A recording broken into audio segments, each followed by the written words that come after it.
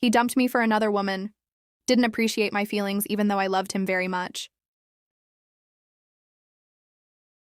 I chose to marry my ex-boyfriend's father for revenge. This is payback for cheating on me.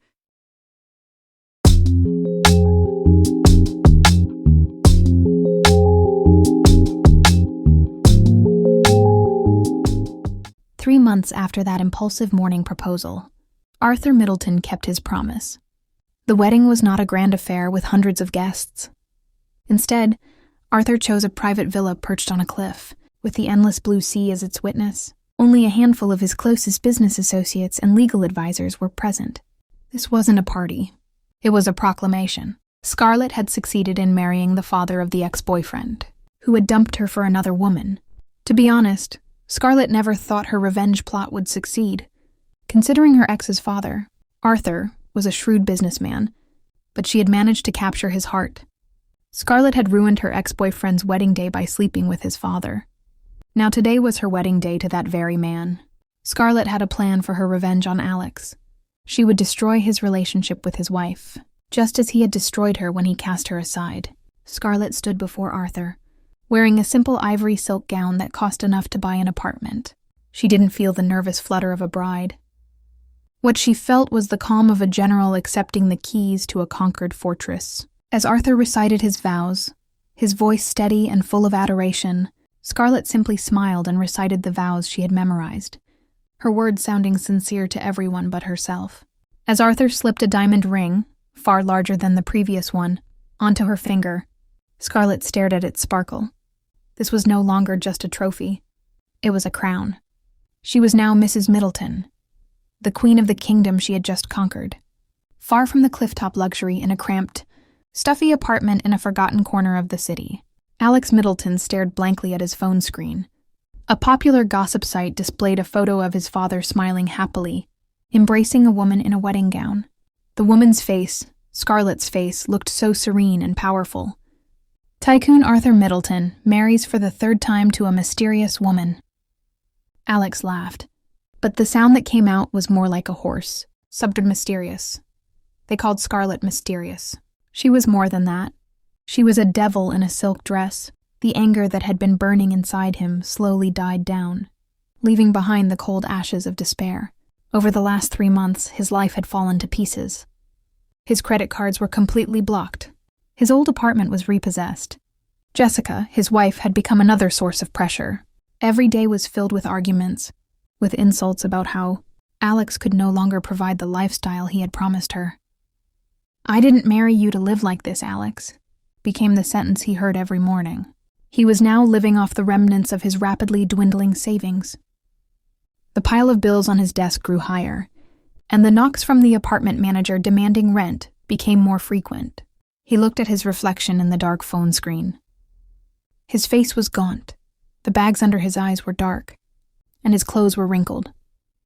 He was no longer the spoiled prince at the center of attention. He was just a defeated man. The hatred for his father and Scarlett still burned, but the hunger and the fear of becoming homeless were far stronger. Pride couldn't pay the rent. Anger couldn't fill his stomach. With trembling hands, Alex stood up. He walked to the closet, looking for the best shirt he still owned, a shirt that now looked a bit too big on his thin frame. He combed his hair with his fingers, trying to restore the remnants of his former appearance. There was only one way out of this hell, one door he had to knock on, even if a devil was waiting for him on the other side. He swallowed his shredded pride, a bitter taste filling his throat. Then, he walked out of his miserable apartment with a single destination in mind, his father's penthouse. He would beg. He would grovel. He would do anything to survive. The lobby of Middleton Corp Tower felt foreign to Alex. He used to stroll in arrogantly, welcomed by the respectful greetings of every staff member. Now the security guards' gazes were probing, scrutinizing his slightly disheveled appearance. However, his access as the owner's son was still valid. With his heart pounding, holding back a mix of shame and rage, he took the private elevator straight to the penthouse. The apartment was completely silent. A silence that once felt luxurious now felt menacing. "Father?" Alex called out, his voice echoing in the vast space. There was no answer. He walked past the magnificent living room, every expensive piece of furniture seeming to mock his current state. He checked his father's study, empty. The kitchen, empty. Despair began to mingle with a bad feeling. Where could his father be in the middle of a workday? His steps led him down the long corridor toward the master bedroom. As he drew closer, he heard a faint sound from behind the slightly ajar mahogany door. It wasn't the sound of a TV or a conversation, but of laughter. A woman's light, happy laughter. Alex's heart plummeted. Of course, his father was with her. Scarlett. Driven by a fresh wave of rage, Alex no longer hesitated. He shoved the door wide open with brute force, and his world, already cracked, now shattered into a million pieces.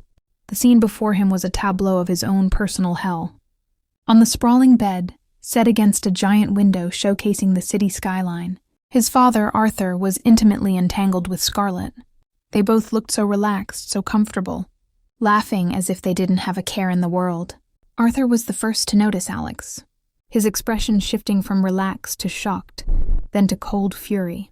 But it was Scarlett's reaction that burned Alex's soul to ash. She wasn't surprised. She wasn't ashamed. As her eyes met Alex's, a slow smile spread across her lips. A calm, cold smile, full of absolute victory. It was as if she were saying, "Welcome to the party for your own destruction. I've been waiting for you." What the hell is this? Alex finally managed to let out, a hoarse scream filled with pain, disgust, and disbelief. Alex. Arthur snapped, his voice booming. He quickly pulled the sheet over himself and Scarlett. So what are you doing here? Have you no decency? Get out! Arthur's anger wasn't based on guilt at all, but rather the fury of a king whose private domain had been breached. Decency? Alex shot back, his voice rising hysterically. He pointed at Scarlett with a trembling hand. You... with her? My ex-girlfriend? In your bed? You're disgusting. Watch your mouth, Alex. Arthur snarled, getting out of bed. She's my wife now. That confession was the final blow. His wife. The word echoed in Alex's head, shattering what was left of his logic. He roared, no longer with words, but with the sound of a wounded animal. He grabbed a crystal vase from a nearby table and hurled it against the wall, its shards scattering across the expensive floor. In the midst of the chaos, Alex's rampage, Arthur's fury, Scarlett simply sat calmly on the bed, a silk sheet wrapped around her. She watched the scene unfold with the gaze of a front-row spectator. Every one of Alex's screams was music to her ears. Every furious expression from Arthur was a validation of her power. She had succeeded in returning the pain Alex had once given her. With Arthur officially introducing her as his wife, her power was even more solidified. Scarlett smiled faintly as if to say, "How does it feel to see the ex-girlfriend you cast aside become your stepmother?" The crystal shards on the expensive floor were a silent testament to the tense silence that followed. Alex's rampage had subsided, leaving him panting with a vacant stare. Arthur, now clad in a silk robe, stood tall with a cold aura of authority. He was no longer angry. He was beyond that. All that remained was disappointment and an unshakable resolve. Your little performance is over. Arthur said, his voice calm yet lethal. He glanced at the shattered vase on the floor. Then his sharp gaze returned to his son. Now you will listen to me, and you will listen carefully, Alex. Alex looked up, his red-rimmed eyes filled with hatred. Scarlett is my wife. Arthur continued, each word spoken with heavy emphasis. She is Mrs. Middleton. This fact is absolute and non-negotiable. Understood? Alex didn't answer. Only his jaw tightened. You have two choices, Arthur said, walking closer until he was only a few steps from his son. Option 1, you accept this reality. You learn to show my wife the respect she deserves. You remain my son, and we will discuss how you can fix the mess you've made of your life. He paused, letting the offer sink in. Option 2, you walk out that door right now, with all your drama and tantrums, and you never return. I will consider myself childless. All privileges, all access, all funding will cease, effective immediately. The ultimatum hung in the air, brutal and merciless. Alex looked at his father, then his gaze shifted to Scarlett, who still sat calmly on the bed, watching them as if at the theater. In her eyes, Alex saw no fear or arrogant triumph, only a cold calm, the tranquility of a victor. Alex's mind raced. He thought of returning to his stuffy apartment, The pile of bills, the endless arguments with Jessica. Then he looked around at the luxury of the penthouse, a world that was once his birthright.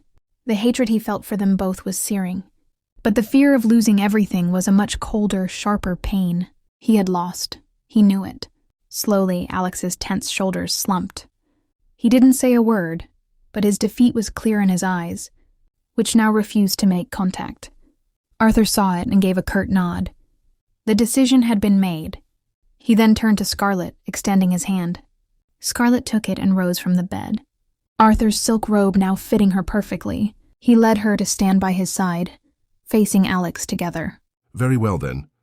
Arthur said in a terrifyingly formal tone. Alex, allow me to introduce Scarlett Middleton, my wife. He paused, then delivered the final crushing blow. And from now on, she is your stepmother. Time seemed to stop.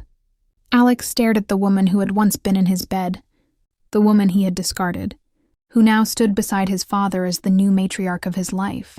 Scarlett looked back at him, without a smile, without expression, but deep in her beautiful eyes, Alex could see the hellfire he himself had ignited, a fire that was now ready to burn him to ash. The new rules of the game had been set, and he was no longer a player. He was just a pawn. A month passed in a cold, tense silence. Alex lived in the penthouse like a ghost, avoiding Arthur and Scarlett as much as possible. He had swallowed his defeat, but inside his heart, hatred continued to fester, waiting. He lived off the funds his father provided, enough to maintain his shallow lifestyle, though not as lavishly as before. But Scarlett was a patient chess player. She knew that to truly destroy Alex, she had to take not just his pride, but also his toys. One evening, as the two of them were having dinner, Scarlett looked at Arthur with an expression of concern she had practiced to perfection. Darling, she began softly. I'm a little worried about Alex. Arthur looked up from his plate, slightly surprised. Worried why? He hasn't been causing any trouble lately. That's precisely it. Scarlett said. That he does nothing. He just whiles away his days using your money. You've always said he has no sense of responsibility. Perhaps it's because we've never given him a chance to learn. The use of we made Arthur feel like this was a shared problem, a family project. We've made things too easy for him.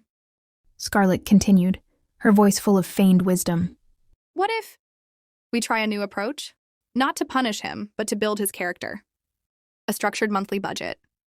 Enough to live comfortably, but not enough to splurge. He needs to learn the value of money, Arthur. Arthur looked at his wife with admiration. Scarlett wasn't just beautiful and passionate, but wise too. She saw the problem that had been troubling him for so long and offered an elegant solution. That's a brilliant idea, he said. But I don't have time to manage little things like that. I'll take care of it. Scarlett offered with a sweet smile. Just think of it as me helping to manage the household finances. You won't have to worry about it anymore. And just like that, the Middleton family's purse strings were now firmly in Scarlett's grasp. She now controlled Alex's finances. She could turn off the tap whenever she pleased. Scarlett would show Alex the consequences of hurting her. This was retribution for his infidelity. The following week, Alex felt the impact. When he asked Arthur for funds to buy some new suits, his father replied casually, Oh, about that, talk to Scarlett. She's managing the household budget now. Alex felt as if he'd been slapped. He had to ask his ex-girlfriend for permission to use his own father's money. Humiliated, he went to find Scarlett in her study. She greeted him with a professional smile, as if Alex were a junior manager presenting a proposal. She listened to his request, tapped on a calculator, and then approved half the amount he'd asked for. For budget efficiency, she said without looking at him. The breaking point came a week later. To show his friends that he was still a Middleton in power, Alex went to a luxury watch boutique. He arrogantly selected a limited edition timepiece with the price tag of a car. I'll take this one, he told the sales associate. He handed over his platinum credit card with a flourish. The sales associate swiped it. Once, twice, then looked at Alex with a regretful expression. I'm sorry, Mr. Middleton. The card was declined. Alex's smug face turned pale, then flushed with embarrassment. Other customers glanced in his direction. Try it again. There must be something wrong with your machine, he snapped. The sales associate tried again, then shook her head politely. Insufficient limit, sir. Alex stood frozen. Limit. His once limitless credit. Card now had a limit clearly set by Scarlett. He left the store empty-handed, followed by the pitying gazes of the staff. Standing on the bustling sidewalk under the hot sun, surrounded by a luxury he could no longer touch, Alex felt a wave of helpless rage. This was no longer about punishment. This was a systematic dismantling of his identity, and he was completely powerless to stop it. The effects of the tightening purse strings were not only felt in luxury boutiques, but also seeped into the very walls of Alex and Jessica's apartment. Their new place, chosen by Arthur's finance department on Scarlett's advice, felt cramped and ordinary. There were no more spectacular city views, no more 24-hour concierge service. It was merely a residence, not a status symbol. And for Jessica, it was a living hell. I can't believe I have to sell my bag. Jessica whined for the 5th time that day. She stood before their now pathetic wardrobe. This bag was a wedding gift from my friends. What am I supposed to tell them? Just tell the truth, Jess. We need the money to pay the bills. Alex answered curtly, not looking away from the sports game on television. His only escape. Bills? Jessica scoffed, turning to face him. A Middleton shouldn't have to worry about bills. This is ridiculous, Alex. My friends are vacationing in Europe while I have to sell my things. This is all your fault. Alex threw the remote control onto the sofa violently. My fault? What did I do wrong here? Your fault is that you're too weak. Jessica shrieked, her voice rising. Your father has clearly been brainwashed by that whore, and you just stand there and do nothing. You can't even convince him to give you your own allowance. Are you his son or not? Arguments like this had become a daily routine. Every conversation always ended up about money, about their lost lifestyle, and about Alex's inability to be the man Jessica had married. Their love had been built on a foundation of luxury and financial freedom. When that foundation cracked, the entire structure of their marriage came crumbling down. The breaking point came when Jessica's sports car had to be sold to cover their remaining credit card debt. That night, their small apartment felt like a war zone. I can't take this anymore, Alex. Jessica sobbed amidst her rage.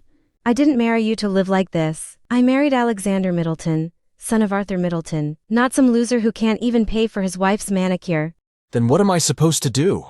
Alex yelled, his frustration and shame making him lose control. My father won't listen. Jessica stared at him sharply, her tear-filled eyes now laced with deep disappointment. Then talk to your stepmother, she said, her voice full of emphasis.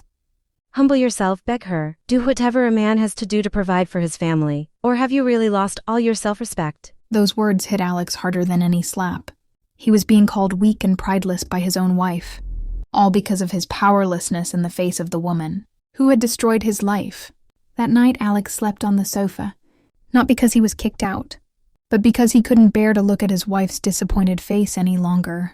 He realized that Scarlett didn't need to touch him directly to torture him.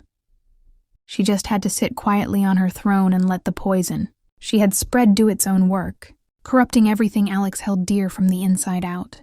The command came from Arthur over the phone, his tone leaving no room for refusal. Friday night, you two are having dinner here. We are a family, and it's time we started acting like one.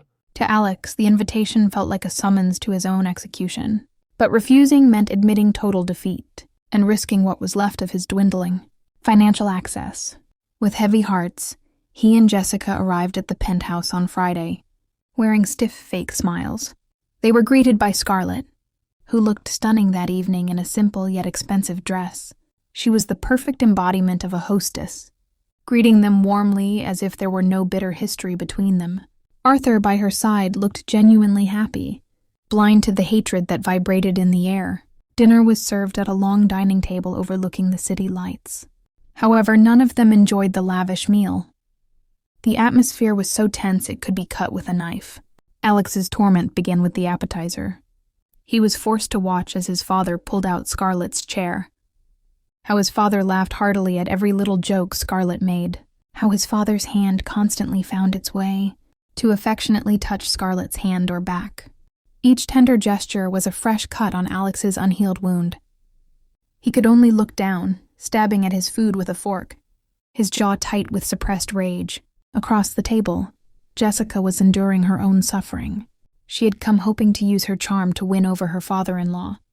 to remind Arthur that there was another woman in the family. However, she was completely ignored. Arthur only had eyes for Scarlett. What was worse, her own husband Alex wasn't paying attention to her either. His eyes were glued in one direction, at Scarlett. His gaze was a bizarre mix of burning hatred, unhealthy obsession, and the painful remnants of longing. He hated the woman, but he couldn't stop looking at her.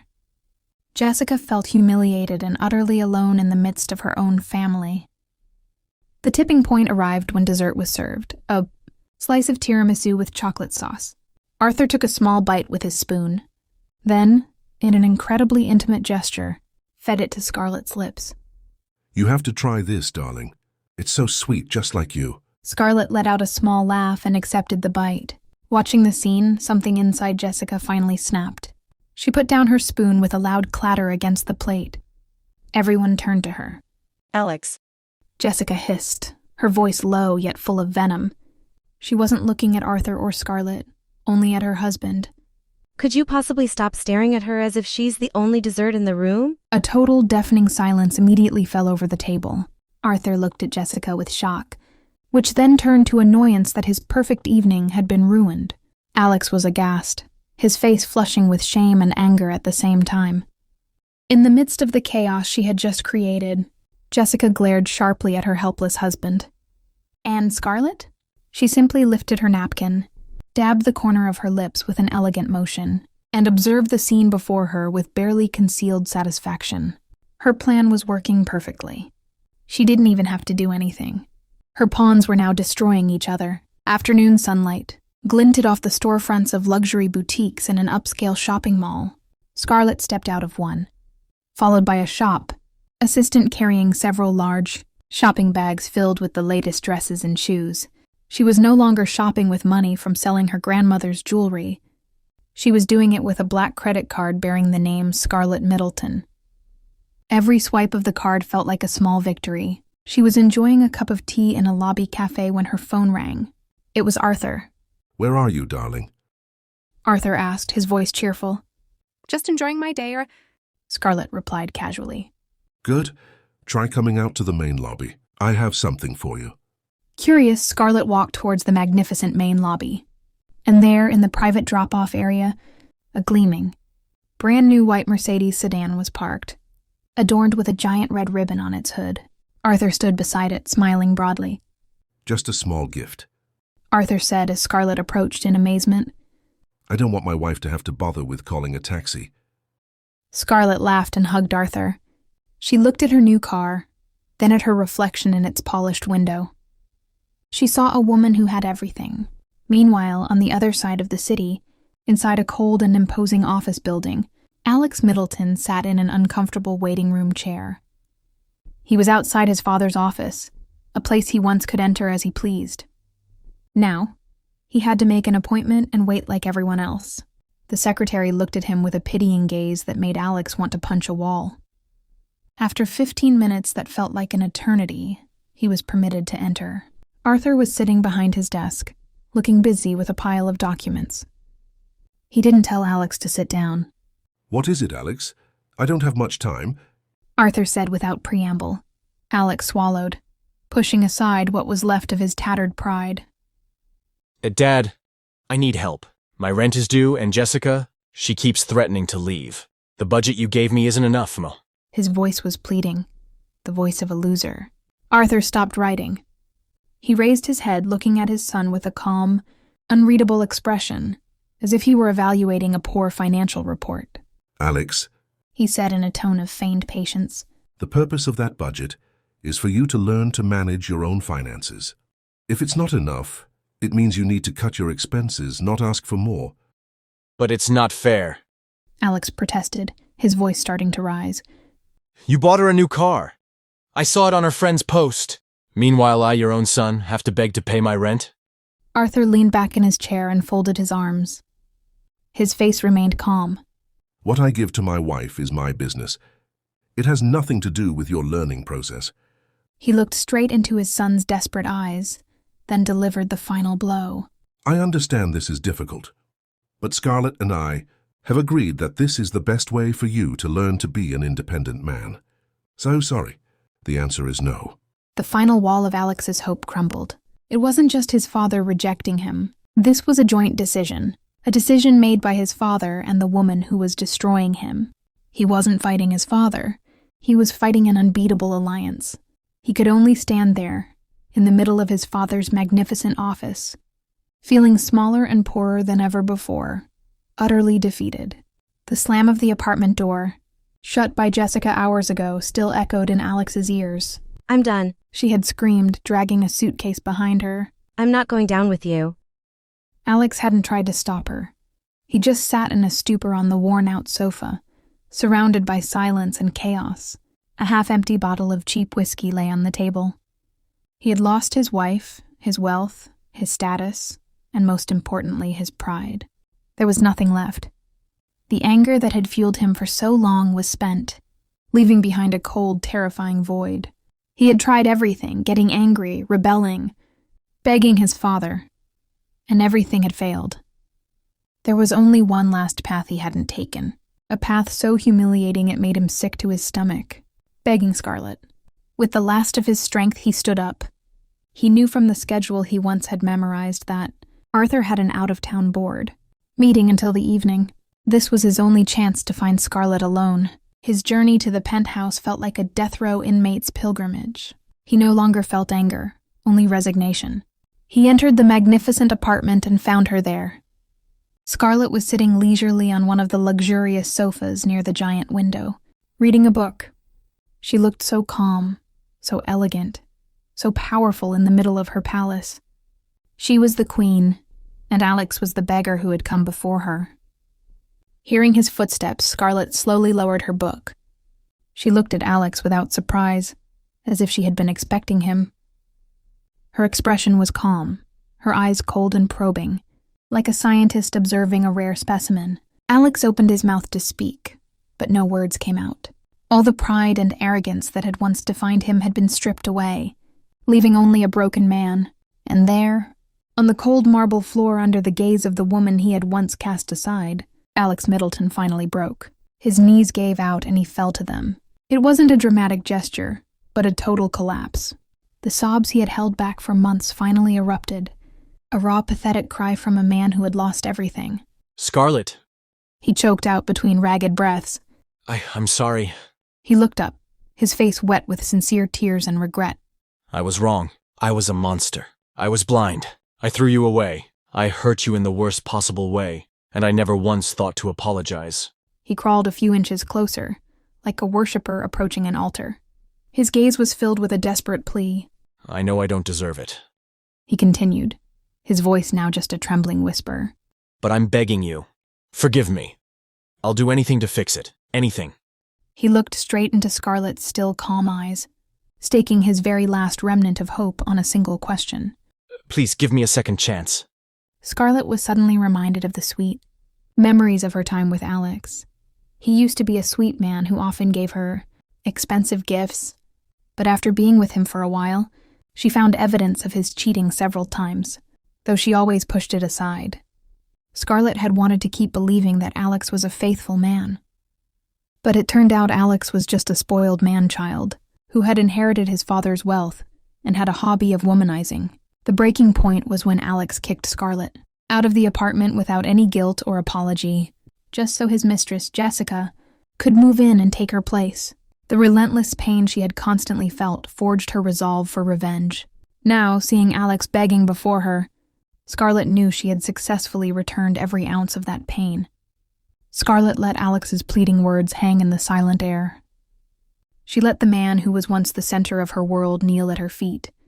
Sobbing in his own disgrace, she observed the scene not with pity, but with the fascination of a taxidermist admiring their most perfect specimen.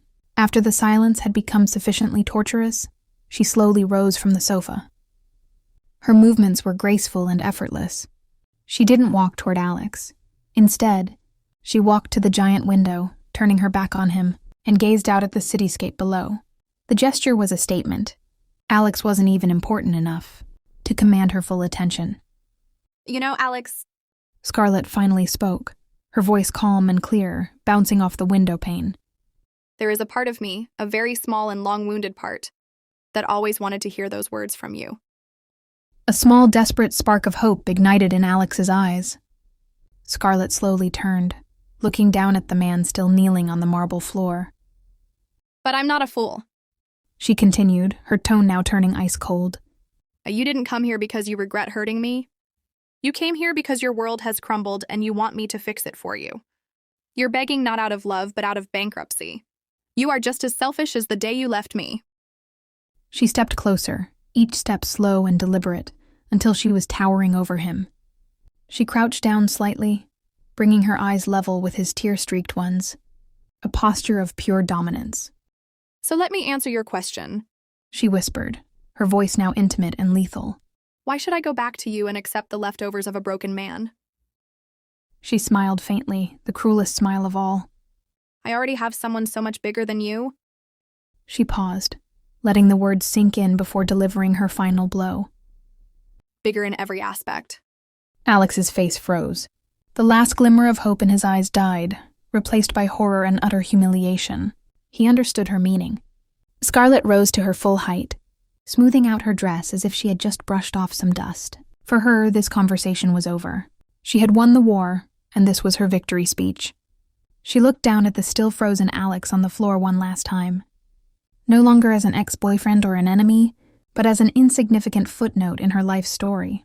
Without another word, she turned and walked gracefully out of the room, leaving Alex alone in the midst of a luxury he could never have again, kneeling in the deafening silence of his absolute defeat. Scarlett didn't look back. She didn't need to see Alex's devastation any longer. She could feel it in the silent air. She walked with a steady pace out of the living room, leaving her past kneeling and crying on the marble floor. Every step felt light, as if the final weight had been lifted from her shoulders. Just as she reached the main lobby of the penthouse, she heard the front door open. Arthur was home earlier than expected. Arthur's face, weary from his meetings, instantly lit up upon seeing Scarlett. I've missed you all day, he said, walking closer to embrace her. Before Arthur could, Scarlett took the initiative. She cupped his face with both hands and pulled him into a deep, passionate kiss. This wasn't a gentle kiss.